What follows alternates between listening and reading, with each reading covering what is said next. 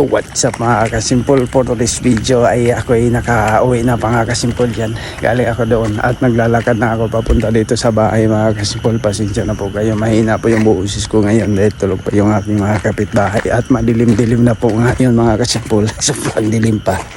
So mamaya alas 4 maliwanag na po dito. Yan, dito na po ako sa pinto mga kasimpol. Bubuksan ko lang muna yung pinto na dito mga kasimpol bago ako papasok sa loob. Ay, yan, dito na ako sa loob mga kasimpol at bubuksan ko lang yung ilaw. Yan! O diba? Dito na ako sa loob. Lalagay ko lang po yung aking sapatos dito mga kasimpol. Magpahinga muna saglit bago magluluto ng ulam. Bago kakain, pahinga muna dahil pagod pa. Galing sa work. Pagod talaga pagka ganun mga kasimpul at napaka layo pa yung isang masin. Tapos ang layo ng nilakad mo araw, buong gabi ka naglalakad, 8 hours, pabalik-balik. Grabe, sobrang pagod talaga, pawis pa. Pagka pinawisan po ako ay sobrang sakit yung aking likod pagka matapat sa electric fan. Kaya yung aking mga kasimpul towel, nilalagay ko lang sa ilalim upang makuhan po yung pawis.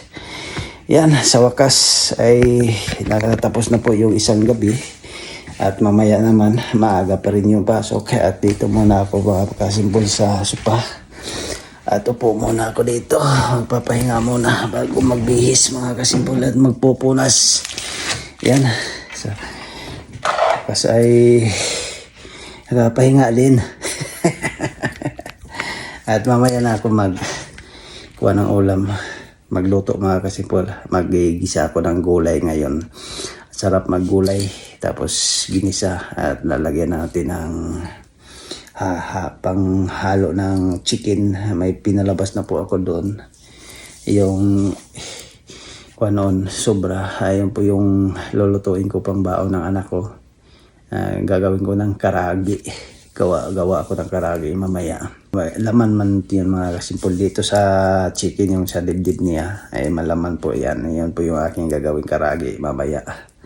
Pagkatapos kong pahinga muna mga 10 minutes dito bago po ako ay magbihis. Yan, di ba? Relax muna saglit mga kasimpol dahil kararating ko lang. Ayan, tignan nyo yung mga pawis, oh.